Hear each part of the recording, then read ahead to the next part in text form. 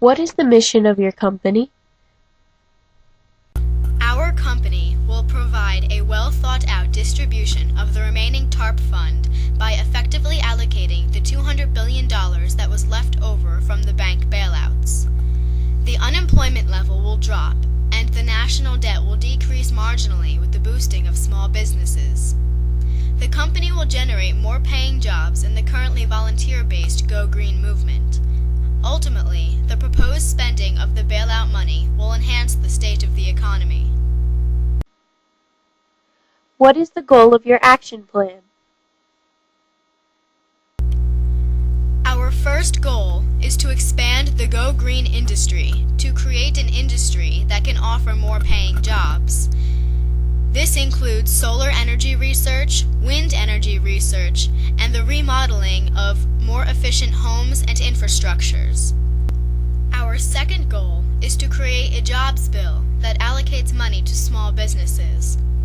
This money will be used to pay taxes and hire more people. The taxes will be paid in deferred payments, like every 6 months for 5 years. Our third goal is to mail out a stimulus check for citizens earning less than $65,000 a year. Also, they must have filed for a tax return in the last year. Are there any possible consequences should your plan fail? The consequences of our first goal is that more money may be needed to complete the project than allocated in the industry stimulus. Therefore, the projects are not able to be completed. Also, our goal is to decrease the dependency on foreign oil and lower gas prices, making non-oil dependent resources more affordable. However, the citizens may not be responding or may not support that movement. There are 2 consequences of our second goal. Firstly, a business who originally did not qualify for the stimulus will now fail because another business of that sort was boosted by the stimulus. Also, businesses may not use their money wisely and still continue to fail. The consequences for our third goal are that the citizens who receive the stimulus check might not effectively distribute their money. They might spend more on accessories rather than necessities. Also, if the citizens do not receive their checks in time, they will not be able to pay off the increasing rates of things like credit cards. Are there any issues which pose an obstacle to the process? There are 4 foreseeable obstacles that our plan may face. Firstly, we have political opposition.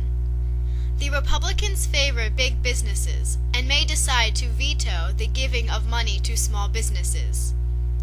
Next, we have to convince the abolitionists of the Go Green movement that this is the right thing for our economy in 2010. Then, we have the ever-so-common upper-class opposition. The rich may not favor the poor getting richer. Lastly, we have the small businesses not hiring. However, we can counter that with follow-ups. We could easily hire a committee in each county to complete a door-to-door service census. Has a situation like this ever occurred in history?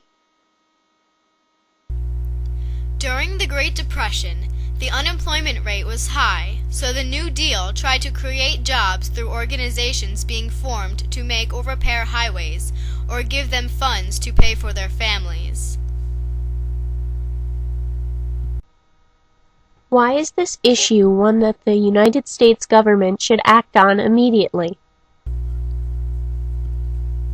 The United States government should act on how to spend the extra funding that is left over from the TARP program immediately in order to stabilize the financial state of the nation for the present and for the future. With the millions of dollars that were discovered to be left to the government to use how they see fit, there are unforeseeable benefits that could be possible which were not before.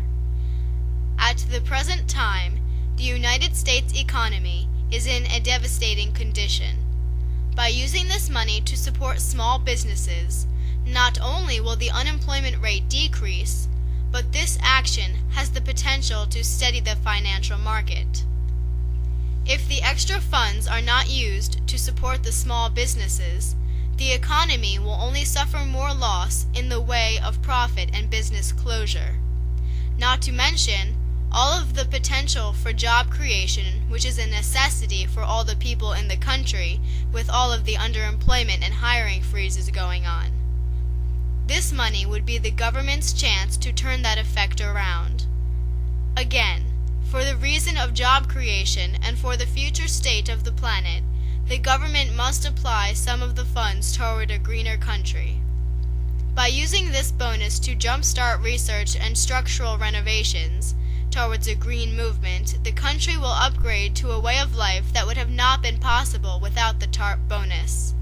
The opportunity to send stimulus checks to the citizens who qualify is one the government should act on immediately. Citizens being able to pay bills will also make them spend more and stimulate the economy with money they would not have if the government had not intervened.